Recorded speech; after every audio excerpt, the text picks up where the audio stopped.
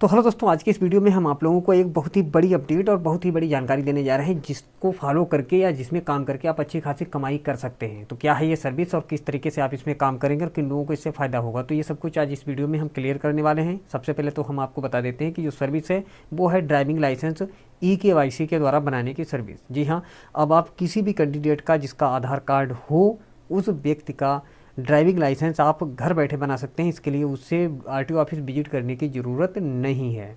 Complete process और complete जानकारी आपको इस वीडियो में मिलेगी। बस ज़रूरत इतनी है कि वीडियो को आप बिल्कुल ही स्किप मत करिएगा। ये एक एक पॉइंट जो मैं बता दूं वो आप सीखते चले जाएं और सुनते चले जाएं।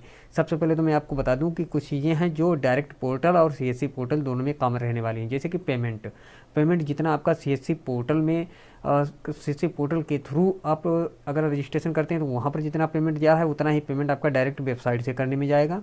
दूसरा, जितना टाइम यहाँ पे लग रहा है उतना ही टाइम वहाँ पे लगेगा। और तीसरा कि दोनों का प्रोसेस सेम टू सेम है। आप चाहें तो डायरेक्ट वेबसाइट से काम करें या डायरेक्ट आप चाहें तो CSC पोर्टल से। लेकिन हमने डायरेक्ट में आपको कई वीडियो बताए हैं, आज हम आपको बता रहे हैं CSC पोर्टल में। तो CSC पोर्टल में आपको ये सर्विस कहाँ पर मिलेगी, इसके लिए आप सबसे पहले तो डिजिटल सेवा पोर्टल में इस तरीके से लॉगिन होकर के आएंगे और उसके बाद इस डैशबोर्ड में आपको क्लिक कर देना है, जिससे कि आप बिल्कुल पहले पेज पर आ जाए। यहाँ पर आने के बाद आपको ऊपर लिखा है सर्च सर्विस, इस पर क्लिक कर देना है।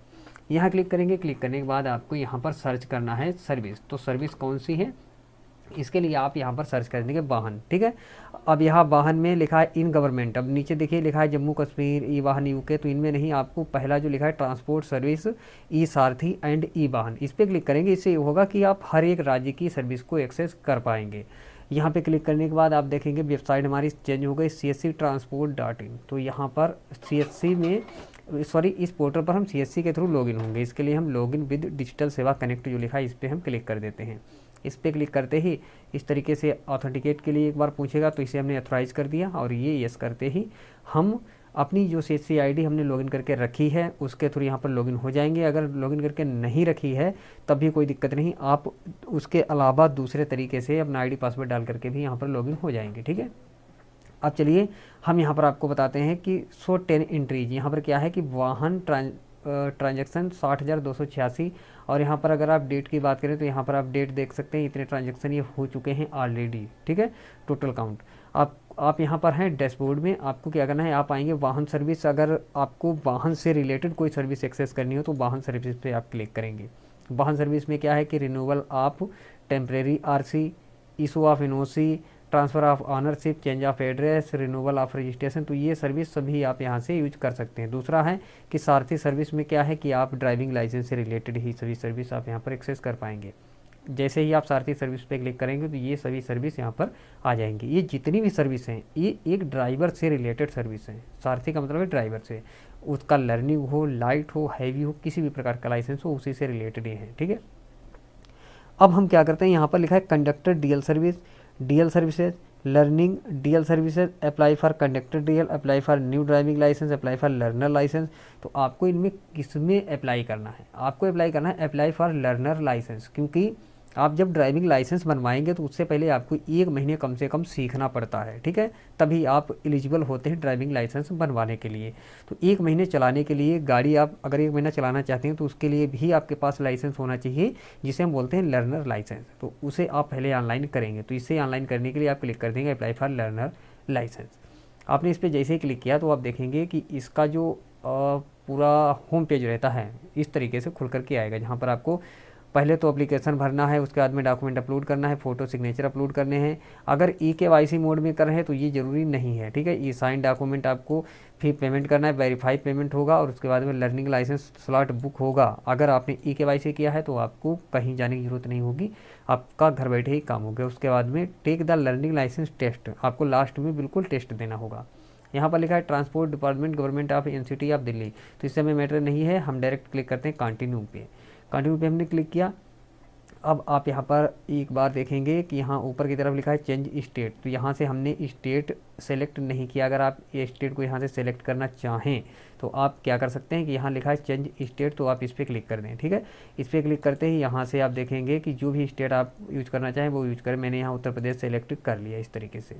ओके, उत्तर प्रदेश सेलेक्ट करते ही आप देखेंगे यहाँ पर कॉन्टैक्टलेस EKYC सर्विस, तो आपको इसी पे क्लिक कर देना है, इशू ऑफ लर्नर लाइसेंस। इस पर क्लिक करते ही आपके सामने इस तरीके से पेज खुल करके आएगा। आपको एक चीज़ ये ध्यान रखनी है कि लिखा है बैक टू CSC SPB, तो इसका मतलब ये है कि आप CSC से अब ये पूरा काम कर रहे हैं, ठीक है।